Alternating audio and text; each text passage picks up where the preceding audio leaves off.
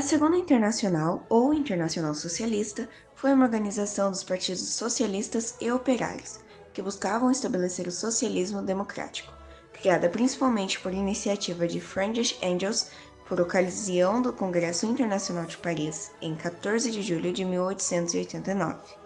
Sua ideologia era o socialismo, o comunismo e o marxismo. Embora sem a participação do movimento anarco-sindicalista e dos sindicatos, a Segunda Internacional representou a continuidade da Primeira Internacional, dissolvida nos anos 1870, e existiu até 1916. A Internacional Socialista procurava fortalecer as relações entre os partidos filiados e coordenar suas atitudes e atividades políticas por consenso. Também pretendia estender relações com partidos de orientação socialista não membros que desejavam a cooperação. Era uma associação livre de partidos sociodemocratas e trabalhistas, integrada tanto por elementos revolucionários quanto reformistas. Seu caráter progressista chegou ao fim em 1914, quando suas seções mais importantes violaram os princípios mais elementares do socialismo, ao apoiar seus governos imperialistas na Primeira Guerra Mundial. Se desintegrou durante a guerra, porém ressurgiu como organização totalmente reformista em 1923. O que mudou dos estatutos de 1920 a 1924? O crescimento da Comintern, o aumento no número de seções, partidos comunistas afiliados, a bolchevização dos partidos comunistas, que fixou seu formato definitivo e tornou-os ponta de lança disciplinada na defesa política e diplomática da URSS, o isolamento face a outras forças políticas, especialmente a sociodemocracia, que só iria se agravar com o gradual forjamento da tática radical classe contra classe e sua aplicação prática precoce na Alemanha, ainda considerada centro de estratégia comunista. Algumas das modificações dos estatutos. O trabalho, as funções e as prerrogativas do CIC são quase todas condensadas no artigo 9º do Estatuto de 1920, quando provavelmente ainda não se dava tanta importância a ele e nem se previa que ele se reforçaria tanto. Enquanto no de 1924, eles estão desdobrados detalhadamente do artigo 12 ao 25, um notável aumento de competências e poderes.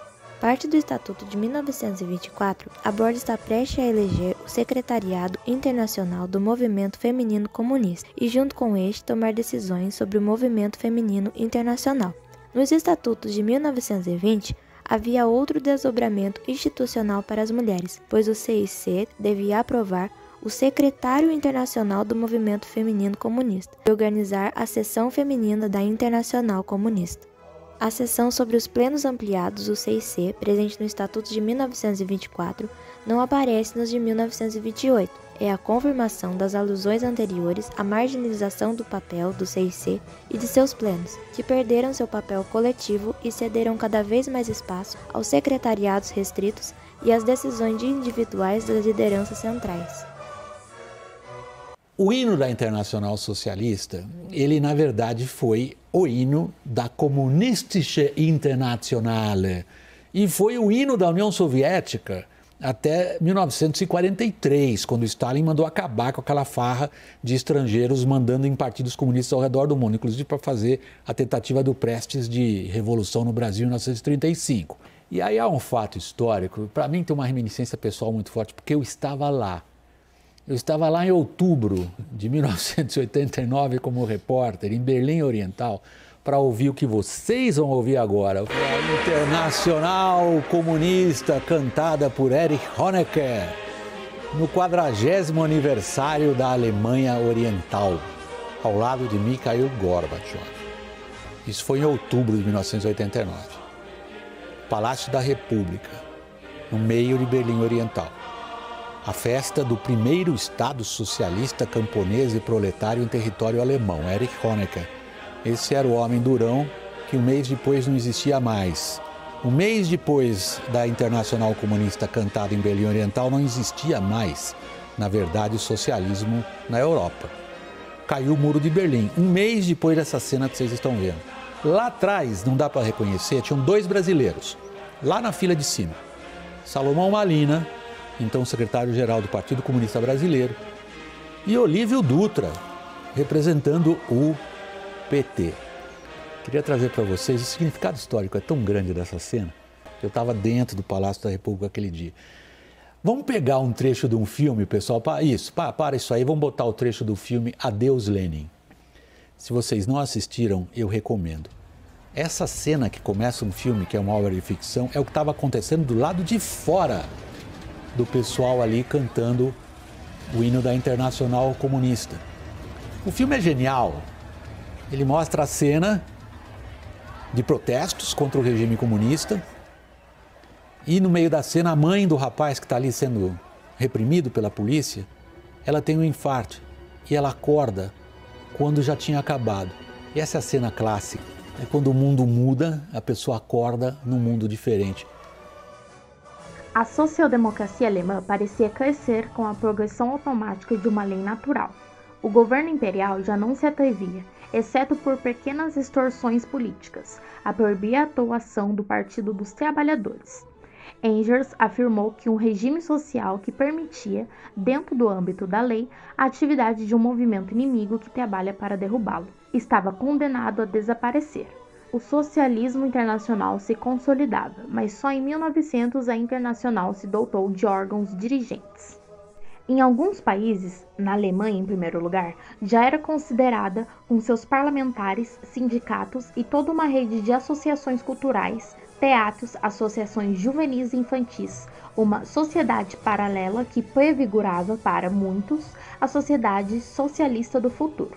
Falecido Engels em 1895, o principal teórico e ideólogo da social-democracia internacional passou a ser o marxista de língua alemã Karl, um dos executores testamentários da obra póstuma de Marx e Engels.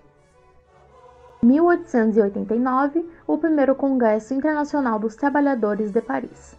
1890, segundo Congresso Internacional Socialista Trabalhista de Bruxelas. 1893, terceiro Congresso Socialista e Trabalhista de Zurique. 1896, quarto Congresso Socialista dos Trabalhadores e dos Sindicatos em Londres. 1900, quinto Congresso da Internacional Socialista, em Paris. 1904, sexto Congresso da Internacional Socialista em Amsterdã. 1912, sétimo Congresso da Internacional Socialista em Stuttgart. 1910, oitavo Congresso da Internacional Socialista em Copenhague. 1912, nono Congresso Internacional Extraordinário em Basel. As despesas dos secretários são cobertas por taxa de afiliação das partes-membros, partes consultivas e pessoas com status de observador, contribuições de organizações fraternas e associadas, doações. A afiliação e as cotas serão determinadas com base nas finanças e filiação de partidos e organizações políticas. O partido e organizações membros podem participar e votar na Conferência Internacional Socialista desde que tenha cumprido suas obrigações financeiras até 31 de janeiro, incluindo o ano civil atual. Os funcionários habilitados a operar as contas bancárias da Internacional Socialista têm autoridade para pedir dinheiro emprestado da seguinte forma: a aprovação necessária, 10% do orçamento anual do secretário-geral, mais de 10% do orçamento anual do Comitê de Finanças e Administração. 3 auditores leigos são nomeados pelo Conselho para inspecionar as contas da Internacional Socialista anualmente. Autoridades da Socialista Internacional. O presidente, que serão escolhidos em eleições abertas de candidatos no Congresso. Os candidatos devem se inscrever transmitindo suas intenções ao escritório do SI até um mês antes do Congresso. O presidente da SI é eleito para um mandato de 4 anos, sendo possível eleger o presidente para um mandato adicional de 4 anos. O presidente convocará as reuniões do Presídium, que será composto pelo presidente, pelo vice-presidente e pelo secretário-geral, para discussão e preparação de assuntos específicos. Para o mesmo fim, o presidente também pode convocar uma reunião de um número limitado de membros do Presídium. O Presídium se reunirá imediatamente antes de cada conselho e pelo menos uma vez por ano separadamente. O presidente convocará as reuniões dos líderes partidários e tem o direito de assistir a todas as reuniões da Internacional Socialista.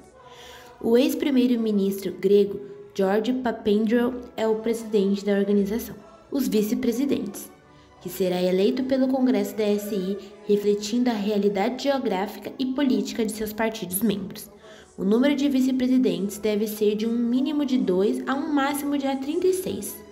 Os candidatos devem registrar-se transmitindo suas intenções ao escritório do SI o mais tardar um mês antes do conselho. Se uma pessoa eleita no Congresso do SI for impedida de participar dos trabalhos do Presídium do SI, seu partido poderá propor um novo candidato ao cargo de vice-presidente do SI para substituir um membro eleito no Congresso, que será nomeado para esse cargo pelo Conselho do SI. O presidente ou vice-presidente presidirá todas as reuniões do Congresso ou do Conselho. Entre os vice-presidentes estão o português Carlos César e o brasileiro Carlos Lupe. Será eleito pelo Comitê de Administração e Finanças. Ele ou ela presidirá todas as reuniões do Comitê de Finanças e Administração. Ele ou ela será consultado pelo secretário-geral sobre assuntos financeiros ou administrativos urgentes entre as reuniões do Comitê de Finanças e Administração. O vereador Márcio Bins L. é vice-presidente do Comitê da Administração e Finanças da Internacional Socialista. No caso de autoridades que cessem suas funções, o Conselho poderá eleger interinamente outras para ocupar o cargo vago até o próximo Congresso. As emendas aos estatutos só podem ser feitas pelo Congresso, mediante recomendação do Conselho, e por maioria de 2/3 dos partidos e organizações votantes.